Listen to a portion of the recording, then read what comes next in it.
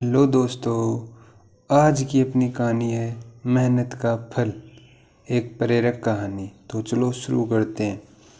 एक गांव में दो मित्र नकुल और सोहन रहते थे। नकुल बहुत धार्मिक था और भगवान को बहुत मानता था, जबकि सोहन बहुत मेहनती था। एक बार दोनों ने मिलकर 1 बीघा ज़मीन खरीदी, जिससे वह बहुत फसल उगाकर अपना घर बनाना चाहते थे। सोहन तो खेत में बहुत मेहनत करता, लेकिन नकुल कुछ काम नहीं करता, बल्कि मंदिर में जाकर भगवान से अच्छी फसल के लिए प्रार्थना करता था।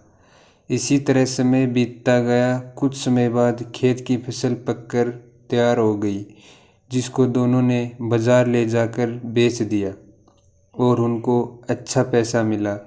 घर आकर सोहन ने नकुल को कहा कि इस धन का ज़्यादा हिस्सा मुझे मिलेगा, क्योंकि मैंने खेत में ज़्यादा मेहनत की है। यह बात सुनकर नकुल बोला, नहीं, धन का तुमसे ज़्यादा हिस्सा मुझे मिलना चाहिए, क्योंकि मैंने भगवान से इसकी प्रार्थना की, तभी हमको अच्छी फसल हुई।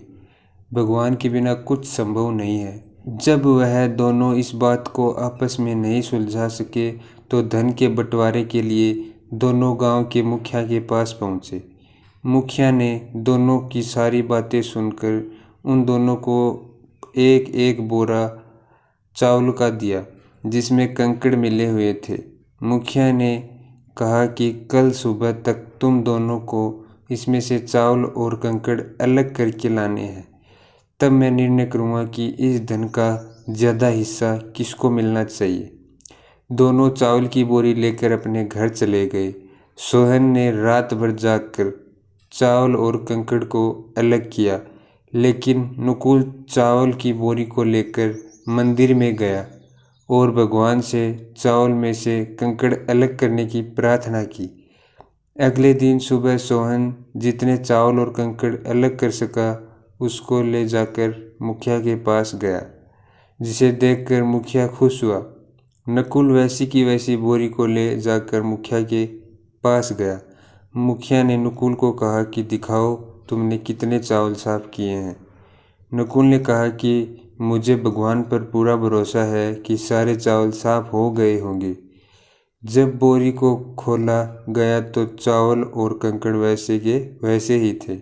जमींदार ने नकुल को कहा कि भगवान भी तभी सहायता करते हैं कि जब तुम मेहनत करते हो।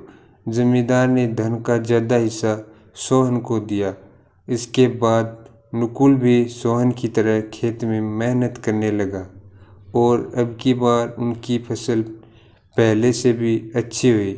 तो हमें इस कहानी से यह सीख मिलती है कि हमें कभी भी भगवान के भरोसे नहीं बैठना चाहिए।